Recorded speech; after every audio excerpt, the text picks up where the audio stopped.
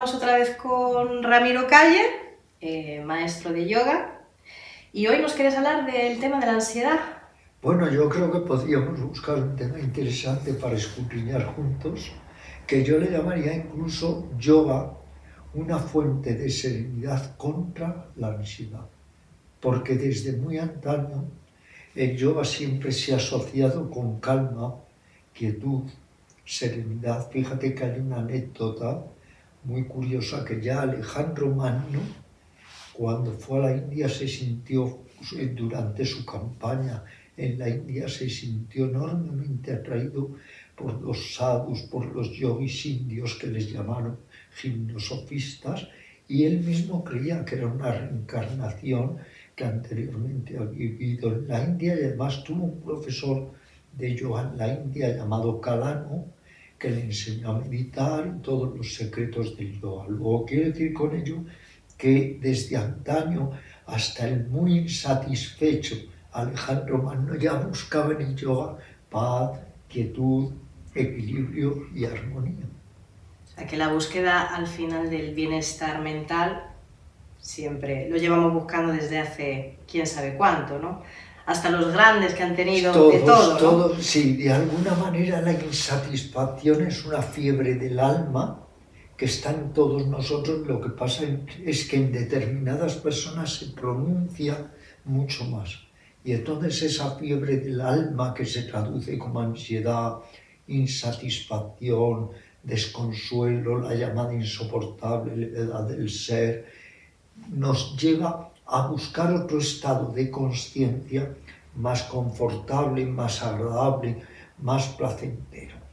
Y todos los seres humanos experimentamos ansiedad. Lo que sucede es que si la ansiedad sobrepasa unos límites, si la ansiedad se sobredimensiona, nos hace sentirnos muy mal y muy incómodos psicológicamente. Y actualmente, ¿tú crees que sufrimos más la ansiedad con todo este materialismo, con todas estas ganas de comprar, de tener el internet que nos hace ver a lo mejor más la necesidad de aparentar, o menos? Eso aumenta el sabor amargo de la frustración y aumenta determinados tipos de ansiedad. El querer obtener algo, el no obtenerlo, no poderlo conseguir, se traduce en una fuente de malestar, de ansiedad, de amarga frustración. La ansiedad es un tema muy importante porque todo de alguna manera en el mundo se mueve por ansiedad o por esa fiebre del alma que es la insatisfacción incontrolada. Tenemos que aprender a descubrir en cada uno de nosotros los factores que generan ansiedad y tenemos que ir cambiando la mente, nuestra actitud psicológica, para irnos liberando de la ansiedad. Por eso, el bien más preciado, aunque esta sociedad no nos lo enseña, es la paz interior. Y por eso los antiguos yogis nos recordaban: no hay nada que pague un instante de paz. Qué razón tenían. Así que la ansiedad no es una cosa tan nueva.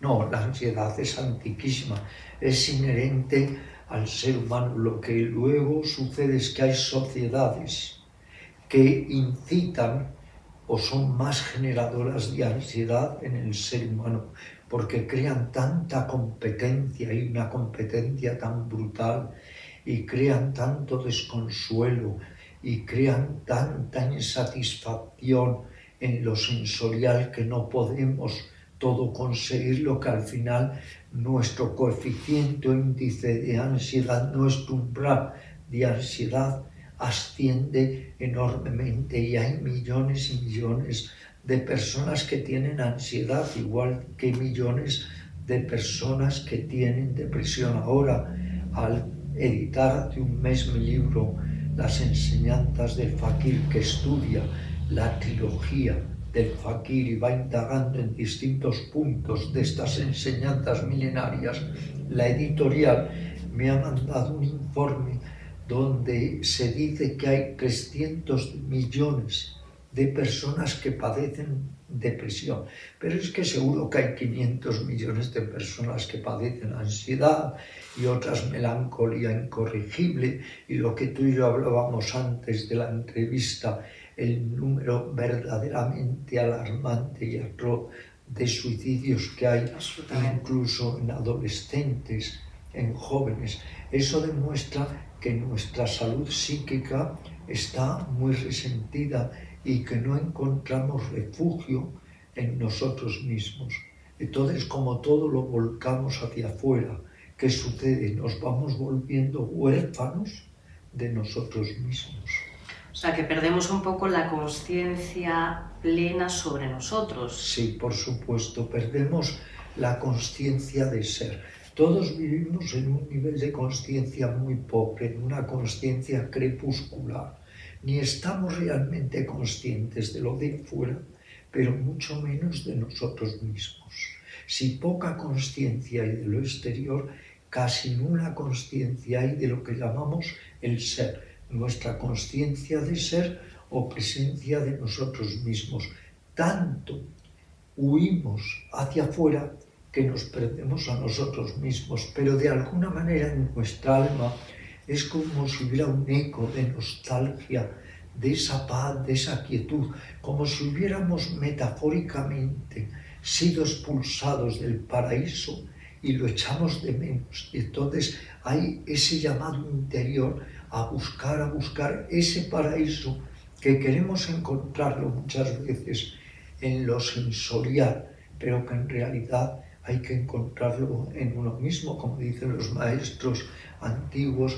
Todos los templos, todos los monasterios, todas las escrituras, todas las enseñanzas al final están en uno mismo. Exacto. ¿Y qué herramientas nos da el yoga para poder trabajar? Esta pregunta es muy interesante. Primero voy simplemente a dar un apunte de lo que es la ansiedad, que podríamos decir es una sensación muy desagradable, displacentera, de nerviosismo, de agitación, de inquietud. Todos en mayor o menor medida conocemos la ansiedad. Lo que pasa es que hay la ansiedad pánica, que son ataques de despersonalización, donde la persona cree que se muere o se vuelve loca y que es una experiencia muy traumática. Luego está lo que llamaríamos esa ansiedad flotante o de fondo, donde te sientes nervioso, vacío, insatisfecho y no sabes tampoco cómo encontrar la paz interior. ¿Cuál es el antídoto claro de la ansiedad? La quietud, la paz interior, el sosiego. Factores que ya el mismo Buda señalaba que todos debemos propiciar a través del yoga, a través de la meditación. En este sentido yo creo que contamos con una estrategia muy completa para ir poco a poco mitigando y superando la ansiedad, que comenzaría desde el trabajo consciente sobre el cuerpo.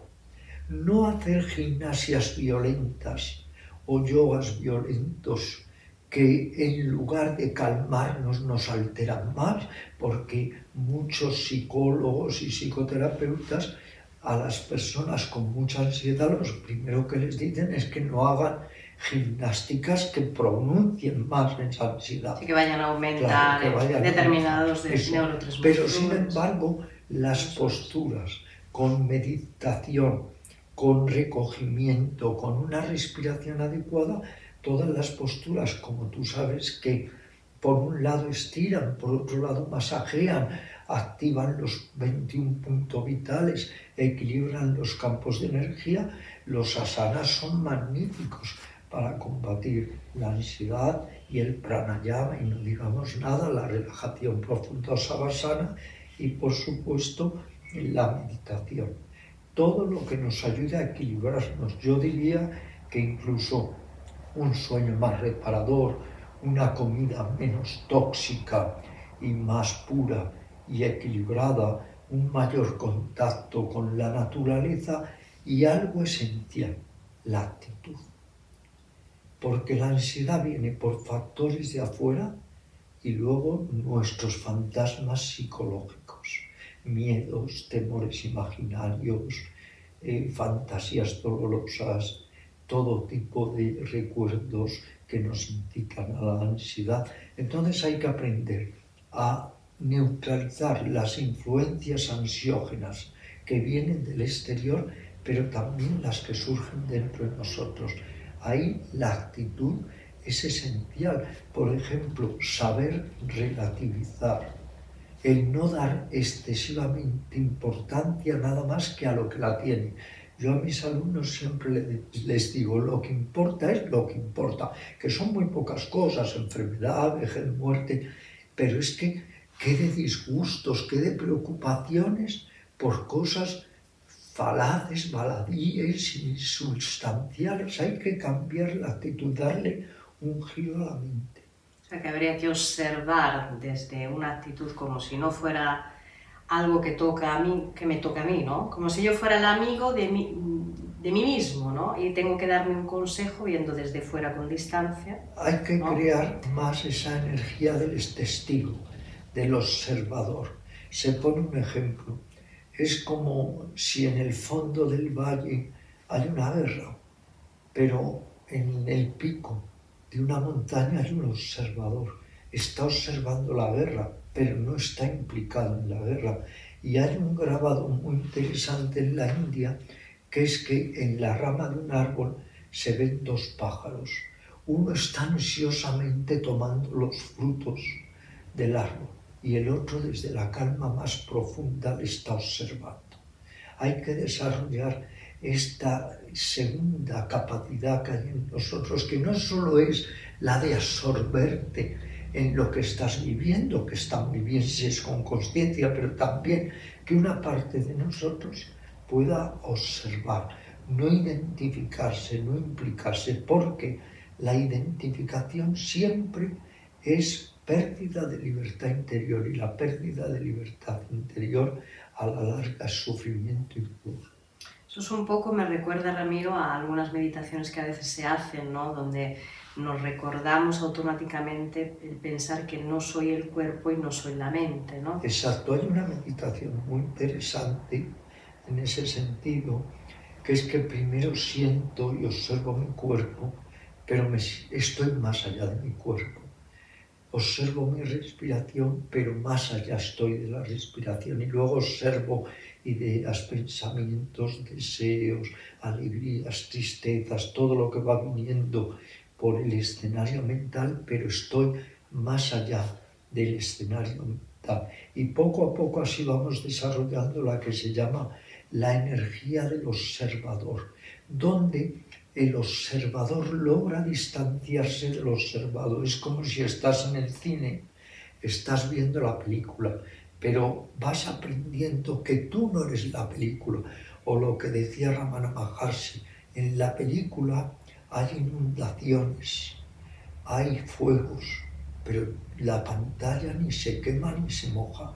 Si tú logras estar en la pantalla, pero aparte también de la pantalla, eso es el verdadero arte de relativizar, de darnos cuenta que todo no nos tiene por qué atrapar, hipotecar, obsesionar. Porque, por ejemplo, las obsesiones, los pensamientos repetitivos, recurrentes, también son muy comunes en la ansiedad y en la depresión. ¿Y cómo poder hacer para gestionar mejor este tipo de ansiedad cuando uno se acerca en el yoga? ¿Sería mejor, tú aconsejarías más acercarse más a una práctica de meditación, a una práctica física, a las dos juntas? A las dos juntas, porque como somos cuerpo y mente, somos una organización psicosomática, tenemos que atender al cuerpo y a la mente, porque además en la ansiedad hay varias maneras de manifestación de esta energía dolorosa. Unas veces es alterando el cuerpo, altera la respiración, el pulso, los latidos cardíacos, te estrecha físicamente, te sientes realmente mal. Pero otras veces es una angustia más psicológica, es mucho miedo, es terror, es mucha inquietud, mucha zozobra. Como la ansiedad se puede manifestar a través de nuestro cuerpo, de nuestra mente, lo ideal es que trabajemos el cuerpo, trabajemos la mente, utilicemos técnicas de control psicosomático y también que nos demos cuenta de que la ansiedad al fin y al cabo es energía y todo depende también de cómo vamos a saber canalizar, instrumentalizar esta energía. Esa energía a ti te puede servir para escribir, para dar clases de yoga, te puede servir para atender a enfermos, a otras personas como la Madre Teresa de Calcuta les podía servir, que era muy ansiosa por cierto, le podía servir para recoger moribundos en Calcuta. Quiero decir que la ansiedad es como una espada, te puede salvar la vida, te puede quitar la vida, depende de cómo la utilizas. Hay personas que canalizan la ansiedad hacia la poesía, la mística, la música, y en cambio hay personas que con la ansiedad le hacen la vida imposible a los demás, a sí mismas, utilizan la ansiedad en lugar de constructivamente, destructivamente. Cada asana tiene un significado, ¿no? Un símbolo. Tú además eres un orientalista, con lo cual conoces muchísimo los orígenes del yoga, de la India, del hinduismo, budismo. Háblanos un poco de la capacidad que tiene el asana, si sabemos adaptarla bien, sobre todo en estas situaciones tan delicadas, ¿no? Sí, lo que tenemos que entender es que el cuerpo podemos utilizarlo como una preciosísima herramienta para calmar la mente. ¿Y cómo vamos a utilizar el cuerpo? Pues tenemos 3 vías para utilizarlo en esta dirección hacia el sosiego. Una, el asana, o postura o esquema corporal. La segunda, el pranayama o control respiratorio. La tercera, el savasana o la relajación consciente y profunda. Pero yendo como quieres que indaguemos al asana. El cuerpo es una silueta. Tú que llevas tantos años dando clase de asanas y otras técnicas, el cuerpo es una silueta. Y esta silueta, cuando está desplegándose, te está haciendo sentir emociones, sentimientos, actitudes muy diversas. Voy a poner un ejemplo. Si tú estás haciendo una postura hacia detrás, el sentimiento es más de abrirse, de expandirse, como en la postura del arco o en la postura de Natasira, que te expandes. Cuando haces las asanas o posturas hacia adelante, es más plegarte, es más recogimiento. Entonces, las distintas posturas, como esas siluetas que son, van también creando diferentes estados de consciencia, incluso de ánimo. Una persona, por ejemplo, que padezca ansiedad y en un momento dado quiera bajar el dintel umbral de su ansiedad, tiene que tratar de hacer posturas primero que lo desbloqueen. Las posturas todas de torsión. Vakrasana, Ardha Matindrasana, todas, porque te estiran mucho, te abren la caja torácica y te permiten actuar sobre todo los pares de nervios espinales para luego relajarlos. Podría empezar por posturas de torsión, luego algunas posturas hacia detrás y luego finalmente posturas de recogimiento, como son la postura de la pinza y todas las posturas hacia adelante. Pero ahí también la persona tiene que ir comprobando por sí misma esa acción psicosomática de la postura, porque es que, claro, la gente alegremente piensa que la postura es solo el cuerpo. Ese es el error. La postura es energía, la postura es mente, la postura es emoción. Luego hay que ir aprendiendo a manejar las posturas y una respiración muy calma y uniforme para ir liberándose de la ansiedad. Por otro lado, ya que indagamos en esto, hay un fenómeno muy curioso con respecto a la ansiedad. Todo aquello que afecta a la mente, se pasa instintivamente de manera natural al cuerpo. Si tú tienes miedos, tensiones mentales, conflictos, angustia, ansiedad, eso no se queda solamente aquí, eso pasa a todo el cuerpo. Hay contracturas, hay nudos energéticos y nerviosos, altera el cuerpo. Para combatir la ansiedad tenemos pues que por un lado trabajar y adentrarnos en el cuerpo y por otro lado actuar también sobre la mente. Esta estrategia doble, cuerpo-mente, que eso es yoga, unión, para tratar de armonizar todos los elementos que constituyen al ser humano. Y también el cuerpo va a reflejar las tensiones y los dolores en la cabeza. Totalmente. Todo eso se llama fenómeno de contención. Es un fenómeno muy curioso que se retroalimenta. Lo que altera tu mente va a tensar y alterar tu cuerpo. Pero es que luego esas tensiones somáticas a su vez van a alterar la mente y entramos en una especie de surco repetitivo de tensiones de la mente que se reflejan en el cuerpo, tensiones del cuerpo que se reflejan en la mente. Hay que quebrar de alguna manera esa cadena que está generando ansiedad, incertidumbre, angustia, porque claro, la ansiedad tiene muchos rostros, en cada persona se puede manifestar de una manera.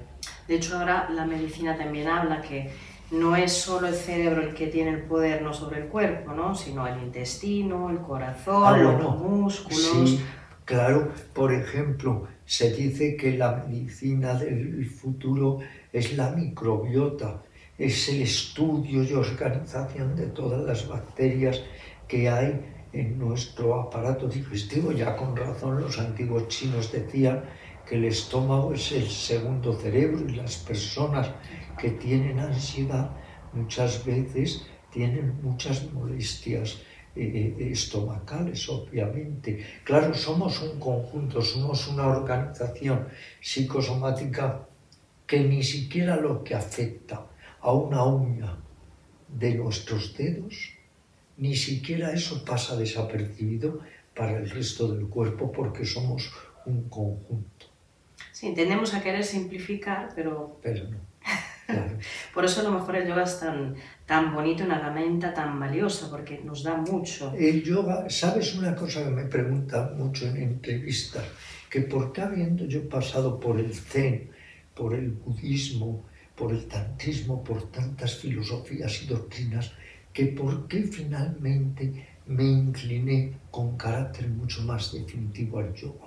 Y la respuesta es porque el yoga es muy integral, lo integra todo.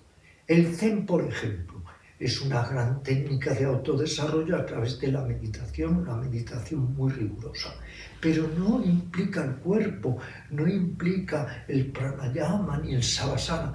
El yoga es que contiene infinidad de métodos, de enseñanzas, de técnicas, es inexplorable, inagotable, porque es un terreno que nunca uno lo puede abarcar. Y entonces, millones de respuestas, millones de preguntas encuentran su respuesta en ese árbol impresionante con cientos de ramas y frutos que es precisamente el yoga. Háblanos un poco del pranayama. ¿Cuántas cosas nos puede dar el pranayama? Porque yo, por ejemplo, me acuerdo cuando empecé, ¿no?, en el mundo del yoga, trabajar la respiración no es una cosa que a lo mejor nos pueda gustar siempre, ¿no? Porque nos hace descubrir un mundo interior, ya solo practicando la respiración, interior, mental y físico. Entonces, las retenciones, las pausas, háblanos un poco... Sí, lo primero que tendríamos que ver es por qué en el yoga le damos tanta importancia al pranayama. Y en este sentido, hay que decir lo que es prana. Prana es energía, es fuerza vital, es el aliento, es la respiración. Y el pranayama es una serie de ejercicios para aprender a dirigir, controlar, armonizar nuestra respiración, lo cual tiene un eco muy profundo en nuestra psique.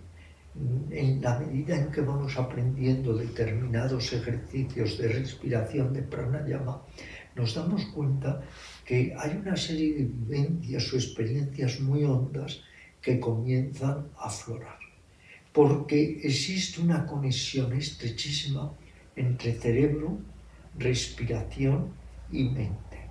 Cuando tú estás asustada no respiras igual que si estás relajada. Cuando te tensas no respiras igual que si estás distendida. Si recibes un susto, la respiración se entrecorta. Si estás muy concentrada, la respiración se suspende. Cuando tienes ansiedad, la respiración se vuelve muy acelerada o espasmódica. Si en cambio estás extendida muy placenteramente, la respiración se hace más abdominal y muy lenta y regular. ¿Esto qué quiere decir? Que hay una conexión que descubrieron los yogis hace miles de años, muy estrecha, entre mente y respiración. De tal manera que en el yoga hay un adagio que utilizamos hace milenios, que es que la mente es de alguna manera el jinete y la respiración es el caballo. Y hay que aprender a conjuntar jinete y caballo, mente y respiración. Pero me he dado cuenta, y tú lo habrás comprobado también con tus alumnos después de tantos años que llevas en la, digamos, enseñanza, que la gente es muy vaga con respecto a hacer pranayama. Porque la postura es más divertida, pero el pranayama... Da más satisfacción, nos permite trabajar más el ego. Pero eso es, y es fabulosa para el culto al cuerpo, para ser el más flexible del cementerio. Pero claro, el pranayama estás contigo. Ya empiezas porque tienes que aquietarte al máximo, inmovilizarte. Y luego hay un esfuerzo porque tienes que cambiar tu proceso natural de respiración con estas técnicas de contramecanicidad que son el pranayama. Y entonces tienes ya que ejercer un dominio mental y un dominio también fisiológico. Y luego lo que tú decías, eso hace que también puedan surgir vivencias desconocidas en uno, que ya por el hecho de ser desconocidas un poco te crean una resistencia. Y así hay personas que es que pasan los meses y los meses, ves que llevan años practicando yoga, pero que nunca practican pranayama. Hay una resistencia que hay que vencer, que eso también es yoga.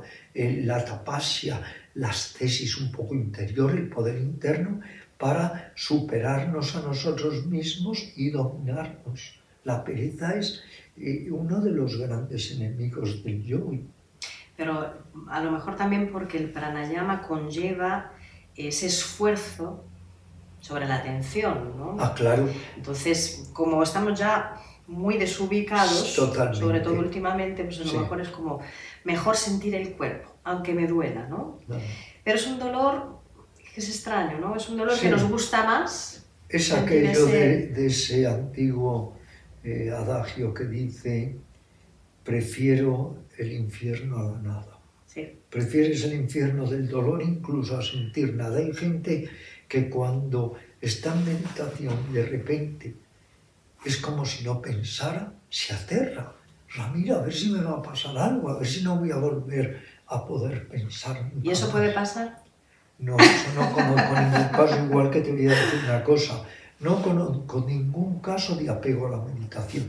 Hay gente que me dice: ¿qué pasa si me apego a la meditación? Le digo: no conozco ningún caso. Mirad, les digo, cuando acabamos la clase a las 10 de la noche, alguno podría decir: Ramiro, yo voy a estar toda la noche practicando, mañana cuando abráis el centro de yoga me volvéis a ver aquí. Nunca ha pasado eso entre 600.000 alumnos.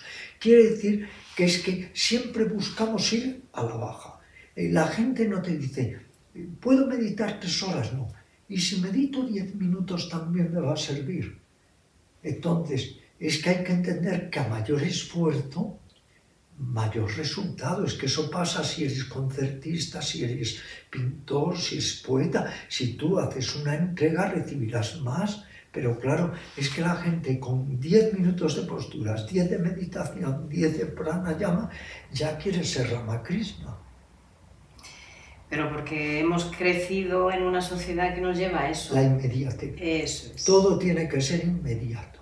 Y todo lo tengo que conseguir en un cursillo de fin de semana. A ver si en un cursillo de fin de semana me pueden equilibrar todos los chakras. A ver si me pueden limpiar el inconsciente. O sea, lo que no consiguió Freud en 40 años, resulta que quiere uno conseguirlo en un fin de semana. ¿Pero se puede conseguir reequilibrar los chakras tan rápido? Es que habría que... Eso es otro programa. Es que hay que entender lo que son los chakras. Que, oye, si hay confusión con respecto al yoga, que hay mucha, ya no te digo nada, la confusión que hay con respecto a los chakras. La kundalini, el nirvana o el samadhi, eso ya es tremendo porque eso da rienda suelta a nuestra desenfrenada imaginación. ¿Diferencia entre concentración y meditación? Pues que todo parte de la atención. La atención es simplemente estar conectado con lo que es. Conectado con mi respiración, conectado con el trino de un pájaro, conectado con el movimiento del abdomen, conectado con mi profundo ser interior. La concentración parte de la meditación y de la atención. Es difícil de entender, por eso esta pregunta hay que un poco esclarecerla. Atención, estar pendiente. Darse cuenta, para entendernos, darse cuenta. Concentración, esa atención canalizada, como concentración en el entrecejo, concentración en un punto luminoso, concentración en un mantra. Y la meditación es una profundización de la concentración, pero en la meditación además hay como una atención más abierta. Puedes estar atento a tu cuerpo y a la respiración y a tus inclinaciones y a tus intenciones y a tus miedos y a lo que va irrumpiendo del inconsciente. Pero esta pregunta que me has hecho no es una pregunta para un colegial, sino para un catedrático, que no sé si lo soy. Porque fíjate lo complicada que es. Hay cientos y cientos de técnicas de concentración y de meditación. Yo mismo tengo un libro que se llama 100 técnicas de meditación, pero que incluye 137. ¿Qué quiere decir? Que hay diversos tipos de meditación que insisten más en la concentración, en unificar la mente en algo en concreto, hasta el tic-tac de un reloj o un metrónomo o el chapoteo del agua, pero algo muy concreto. Y luego están diversos tipos de meditación que podríamos llamarles meditación abierta, más expansiva. Tú, por ejemplo, estás en un parque, sentada, concentrada, pero escuchas la risa de los niños, la brisa del aire sobre tu cuerpo, el aroma de las flores, lo que pasa por tu mente si en un momento hay alegría o tristeza, experimentas tu cuerpo, si está tenso o relajado, si tu respiración es corta o larga. Es una atención más abierta, más expansiva. Y la otra es una atención más concentrada. Esto está muy bien explicado en el budismo, porque en el budismo se dice que hay dos ramas concretas de meditación. Una le llaman meditación de abstracción, que es irte concentrando en algo muy concreto hasta que la mente entra en un estado de absorción, de pleno ensimismamiento. Y la otra rama se llama meditación de observación, que es estar observando todo lo que va pasando en tu cuerpo, en tu mente, en tus energías, en tus emociones, que incluye sensaciones, estados de ánimo, sentimientos, la consciencia. Entonces, muchas personas se inclinan más por una rama, otras por otra, pero lo ideal sería que trabajáramos las dos ramas. Pero es estupendo, porque las personas que sufren de ansiedad, ¿no?, que les cuesta, pueden usar distintas técnicas, claro, muchas, que se adapten, claro, para cada uno. Una técnica muy simple al alcance de todo el mundo cuando te viene un acceso de ansiedad: conectar tu mente con el estómago y hacer respiraciones muy lentas y más profundas abdominales. Esto yo le llamo un baño natural. Es como si en ese momento utilizases todo tu ser, tu organismo, tu energía, pero con ese ánimo de tranquilizar, tranquilizar, tranquilizar. Y darnos cuenta de que hay que amar la ansiedad, porque si la rechazas, se acentúa, te lesiona más. Pero si te entregas con consciencia, si no pones resistencia, si la abrazas, si te das cuenta que es una energía que puede además ser preciosa porque te puede ayudar a sublimar, a crear más en el campo de la consciencia, del arte, de la técnica, del deporte, entonces en ese momento atraviesa la ansiedad.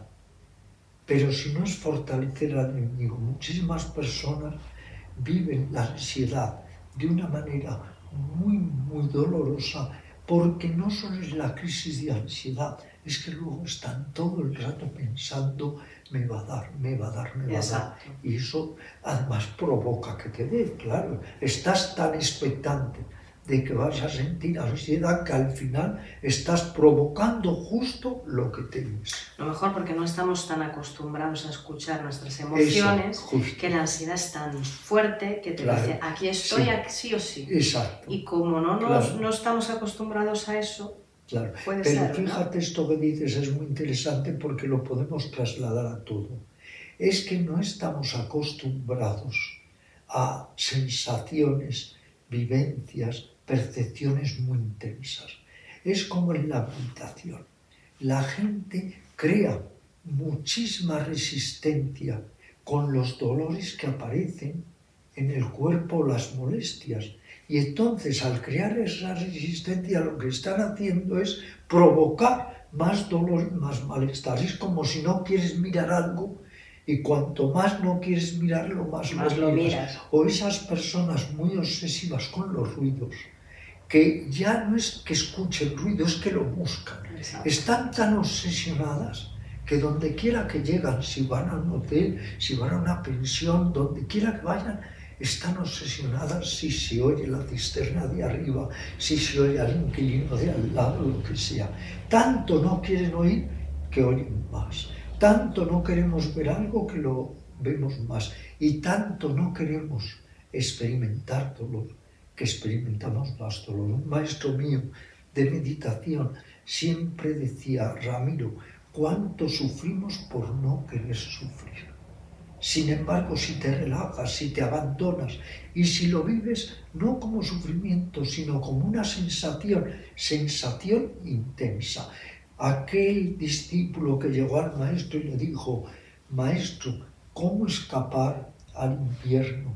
¿Cómo escapar al verano? Y el maestro dijo: muy simple, cuando llega el invierno tiemblas, cuando llega el verano sudas. ¿Dónde está el problema? Pero claro, si cuando es invierno queremos que sea verano y cuando es verano queremos que sea invierno, creamos confrontación, conflicto y sufrimiento. Hay que aprender a aceptar lo inevitable. Cambia lo que puedas cambiar para mejorarlo. Y lo que no, acéptalo y no generes tensión sobre la tensión. Entonces, el consejo que tú darías a las personas que tienen tanta ansiedad, ¿no?, que muchas veces a mí me ha pasado, imagino te habrá pasado también a ti, ¿no?, que se acercan y dicen: ya, pero el yoga no me viene bien porque me genera más ansiedad, me genera, ¿no?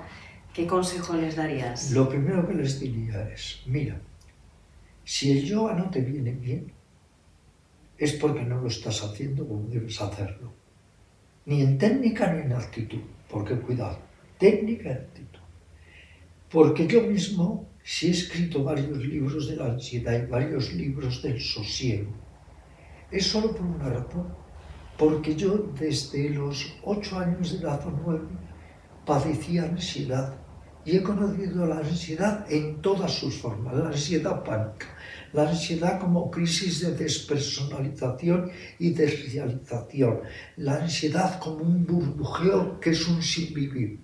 Y gracias al yoga, lo digo muchas veces, no he acabado, yo creo, en una institución psiquiátrica, porque el yoga me ofreció todas las técnicas y métodos para ir poco a poco reconciliándome conmigo mismo, sabiendo canalizar la ansiedad y utilizando incluso la ansiedad como un trampolín para dar el salto a algo más elevado.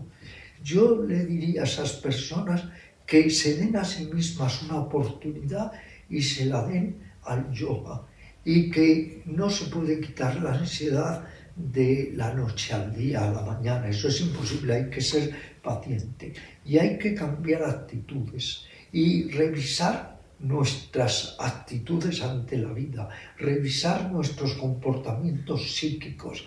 Hay personas que son, por ejemplo, especialistas en generar conflicto y viven del conflicto y se alimentan del conflicto, o personas que las cosas más simples y banales les generan enorme preocupación, y otras que todo el día se están disgustando por todo, y otras que todo el día están pensando en cosas negativas y anticipan calamidades.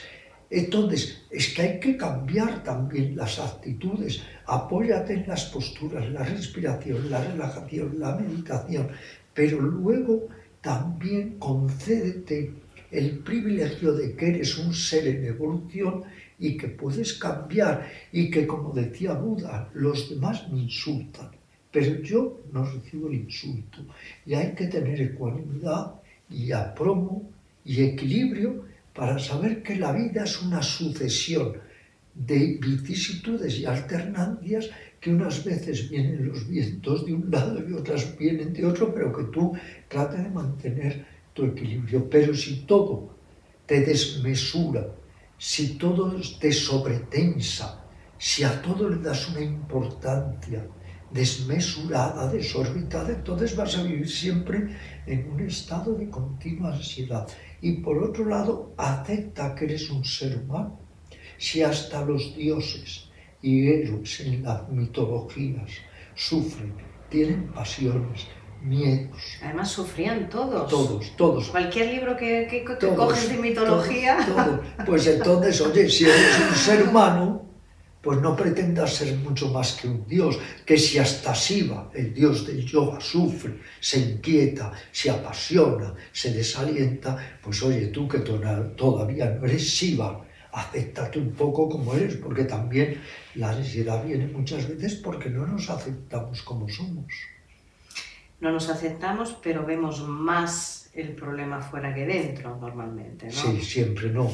Tenemos una habilidad enorme para responsabilizar de nuestros males siempre a los demás y a lo externo. En lugar de decir, estoy lleno de agujeros psíquicos, estoy lleno de complejos, de traumas, de frustraciones, pero también estoy lleno de buena voluntad y energía para poder cambiar todo eso y a mí mismo sanarme, porque a la larga uno tiene que ser su maestro, su discípulo, su terapeuta y su paciente, y no dejar todo tampoco en manos de los demás.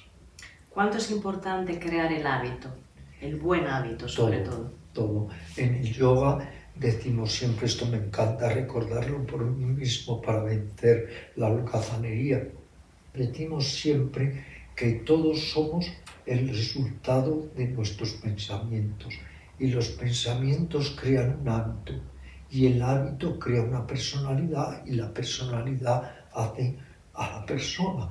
Entonces, los hábitos constructivos, las rutinas constructivas, es necesario cultivarlas, porque si no, un día por otro lo vas dejando todo y caes en la desidia, en la holgazanería. Vuelvo a Buda, que en este sentido era tan diligente y esforzado, que decía, no conozco nada tan poderoso como el esfuerzo para vencer la desidia, la indolencia, la apatía y la inercia. El esfuerzo pero bien canalizado, no el esfuerzo inútil, no el esfuerzo excesivo e improductivo, pero el hábito es esencial. No hay que tampoco obsesionarse ni sentirse culpable si un día no meditas o no haces hatha yoga o no haces pranayama. Siempre una actitud de amabilidad. Eso, de amabilidad. Pero ser amable con uno mismo no es ser un vago recalcitrante, vamos, porque yo recuerdo que en mi juventud, es una anécdota, alguien sacó un libro que se llamaba La iluminación para holgazanes y fue un verdadero bestseller. Todo el mundo lo compraba, incluido yo. Yo fui el primero que lo compré. Eso es bueno, es necesario leer e informarse, claro, ¿no? Exacto. Para luego poder... Pero quiere decir que lo que hablábamos antes, que luego nadie quiere hacer pranayama ni yoga en casa, porque nos hemos vuelto en este sentido muy muelles, ¿eh? Y en lo espiritual más, es algo curioso, porque la gente, si es para bailar flamencos, está 6 horas, si es para tocar la guitarra, lo que sea, pero no sé qué sucede, qué mecanismo extraño y secreto hay, que hay una gran resistencia a todo lo que es el esfuerzo espiritual para transformarnos y mejorarnos, cuando en realidad el bien más preciado al que todos deberíamos aspirar es la paz interior, el equilibrio, la armonía, el sentirnos bien. Eso es bienestar, estar bien. Así que hay que experimentarlo, claro, ¿verdad? Primero experimentamos y luego... Sí. Mira, primero, escucha la enseñanza. O léela, hoy en día, aunque sea por internet, escucha la enseñanza. Segundo, ponla en práctica. Tercero, comprueba, verifica. Si te sirve, continúa con ella, y si no te sirve, descártala. Pero lo primero, conocer. Lo segundo, incorporar y probar. Y lo tercero es, ¿me ha ayudado? Me quedo con ello.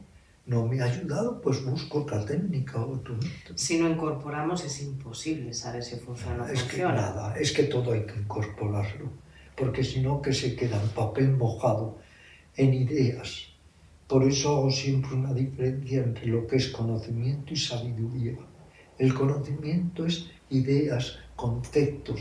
La sabiduría es cuando eso lo introyectas y realmente remueve dentro de ti otra manera de vivir, de sentir, de comportarte, de estar en el mundo. Por eso el conocimiento nos lo podemos pasar unos a otros, pero la sabiduría es intransferible. Tú tienes tu sabiduría, yo tengo la mía. Entonces el mensaje que damos... El mensaje que damos, ¿cuál es, Ramiro? El mensaje que damos, que tú eres en ti mismo claridad, equilibrio, armonía, pero que eso es como un tesoro maravilloso que hay dentro de todos nosotros, pero que tenemos que poner los medios para encontrar ese tesoro interior. Eso es lo que se llama la gracia. La gracia no viene de afuera. Si viene de afuera, como viene, la puedes perder. La gracia está dentro de nosotros y podemos poner todos los medios, y para eso tenemos herramientas de sobra para que esa gracia se manifieste. ¿Y qué es esa gracia? Repito, es claridad, es armonía, es amor, es en suma bienestar, lo que estamos buscando todos los seres sintientes, pero que el ser humano es el que peor lo busca.